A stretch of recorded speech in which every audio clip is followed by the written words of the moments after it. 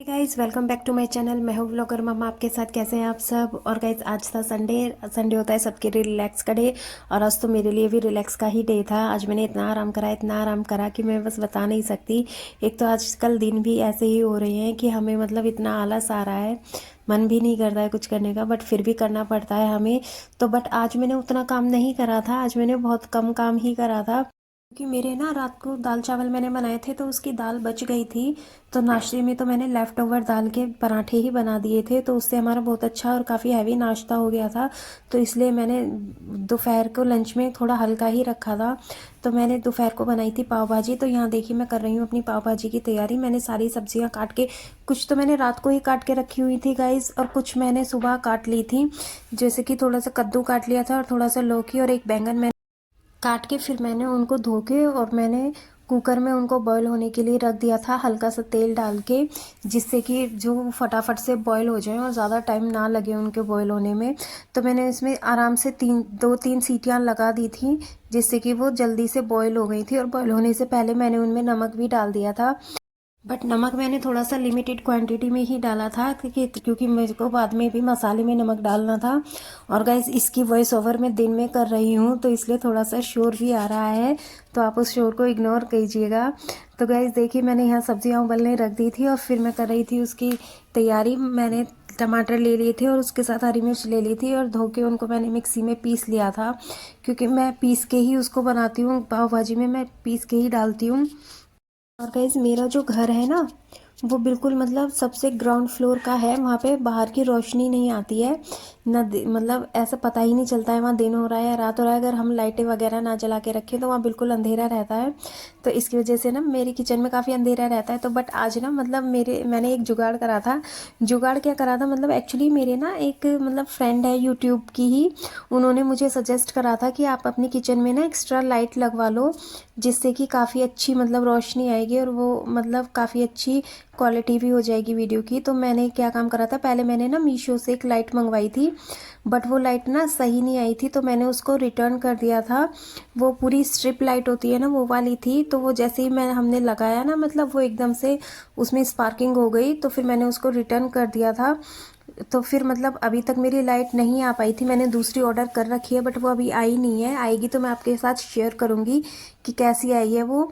तो बस उसके लिए ना फिर मैंने थोड़ा सा मतलब एक जुगाड़ कर लिया था। ये मेरी रिंग लाइट थी जो टूट गई थी, और उसका कुछ काम नहीं हो पा रहा था। उसका स्टैंड तो मैं फिर भी वीडियो शूट करने में यूज़ कर लेती हूँ, बट ये जो रिंग लाइट थी ना, इसको मैंने रखा हुआ था। मैं सोच रही थी इसको मैं या तो ठीक कर लूँगी या फिर इसका देखती हूँ मैं कुछ क्या कर पाती हूँ। बट आज ना मेरे माइंड ने थोड़ा सा काम कर दिया था, एकदम से ट्रिक आ गई थी। तो मैंने ना इसको अपनी किचन में ही यूज़ कर लिया था। तो अभी तो मैंने इसको ऐसे ही कॉर्नर वगैरह में रख दिया है। बाद में मैं ना स्टिकी हुक्स ला के ना इसको अपने टाइल्स वगैरह पे कहीं पे भी हैंग कर दूँगी, जिससे कि इसकी रोशनी भी बहुत अच्छे से आएगी पूरी किचन में। बट अभी तो ना मुझे मतलब अपनी किचन में इतना मुझे खुद को ही इतना अच्छा लग रहा था कि मतलब रोशनी इतनी ज़्यादा आ रही थी कि पूछो मत। और मतलब मेरा काम करने में भी इतना मन लग रहा था ना, वरना मतलब अंधेरा अंधेरा सा जैसे रहता है ना, तो उतना मतलब काम करने में भी मन नहीं लग रहा था। बट आज इतनी रोशनी से ना मतलब किचन में भी मन लग रहा था काम करने में। तो देखिए यहाँ मेरी सब्जियां बॉईल हो गई थी और मैंने मसाले को पीस लिया था, मतलब टमाटर और हरी मिर्च को पीस लिया था। थोड़ी सी हरी मिर्च मैंने काट के ही डाली थी उसमें। और अब मैं यहाँ उसको पाव भाजी को छोंक रही थी। उसको मैंने बहुत ही कम ऑयल में तड़का लगाया था। और गैस मैंने बहुत ही सिंपल तरीके से बनाई थी, मैंने ज़्यादा उसको हैवी नहीं रखा था, उसमें ऑयल भी कम ही रखा था। जो जो मैंने उसमें यूज़ करा था, तो मैंने सिर्फ जीरा, टमाटर, हरी मिर्च और मसाले, और एक मैंने जो स्पेशल चीज़ यूज़ करी थी गाइस, वो मैंने थोड़ी सी उसमें कस्तूरी मेथी भी डाल दी थी। हालांकि डलती नहीं है, बट मैंने ऐसे ही डाल दी थी। और सब्जियों में मैंने यूज़ करी थी शिमला मिर्च, बीन्स, पत्ता गोभी और कद्दू, लौकी और बैंगन। तो बस यही सब्जियां थी और मेरे पास मतलब यही पड़ी थी, तो मैंने सिर्फ इन्हीं का ही यूज़ करा था। और मैंने थोड़े से मसाले डाल के और उसको अच्छे से फ्राई करके मसालों को, फिर उसमें मैंने सब्ज़ी को डाल दिया था। मसाला फ्राई करते हुए गाइस मैंने थोड़ा सा उसमें घी भी डाल दिया था, ताकि उसमें एक अलग सी शाइन आ जाए।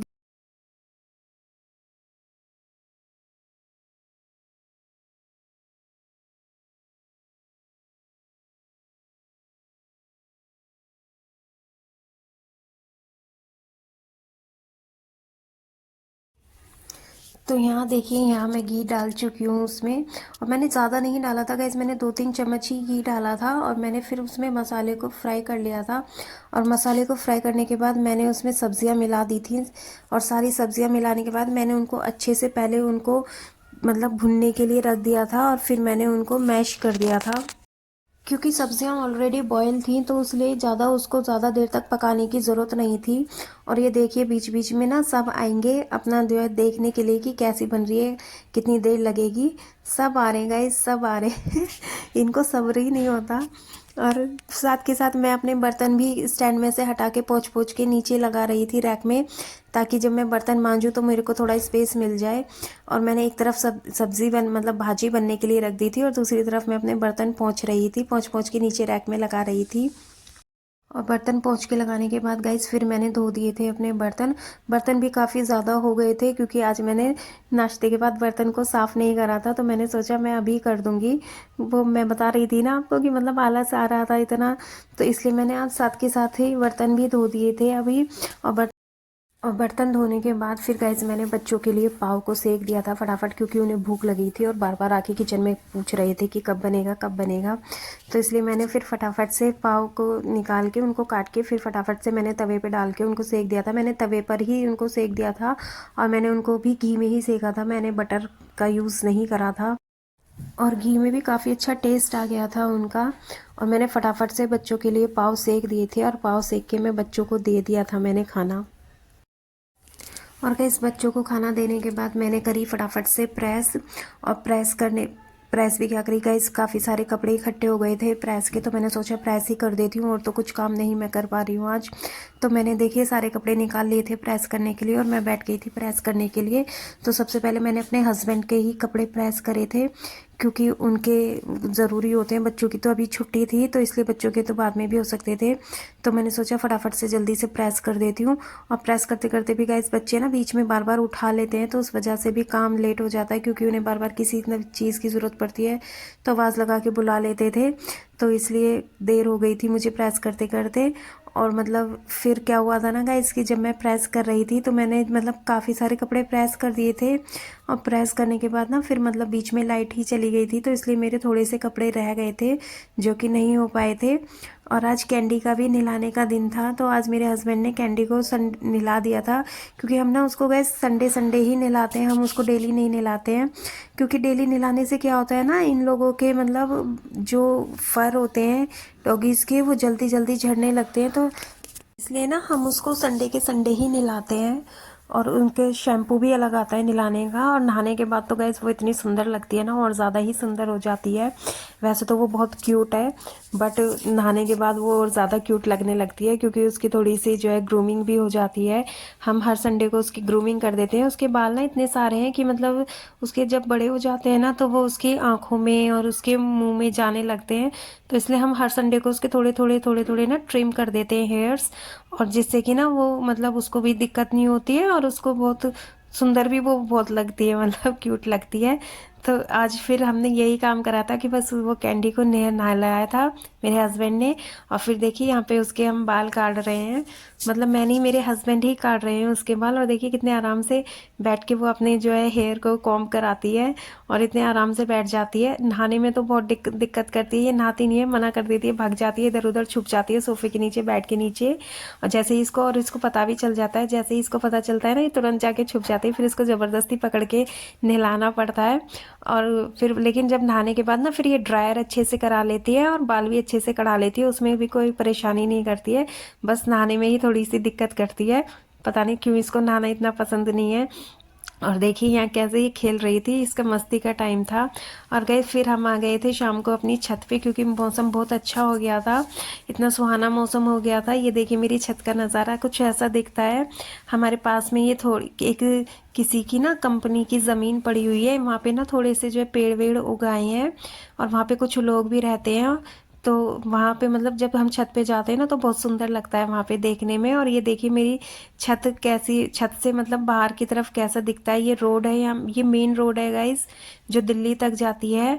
और ये देखिए मेट्रो की पिलर, मेट्रो का ब्रिज, मेरे घर के पास में ही मेट्रो स्टेशन है, तो हमें ज़्यादा दिक्कत नहीं होती कहीं भी आने जाने में। हमें इजीली कन्वेंस अवेलेबल हो जाती है, चाहे हम ऑटो से जाएं या बस से या मेट्रो से। हमारे सब पास में ही है ना, तो हमें मतलब उतनी दिक्कत नहीं होती है, इजीली सारी कन्वेंस अवेलेबल हो जाती है।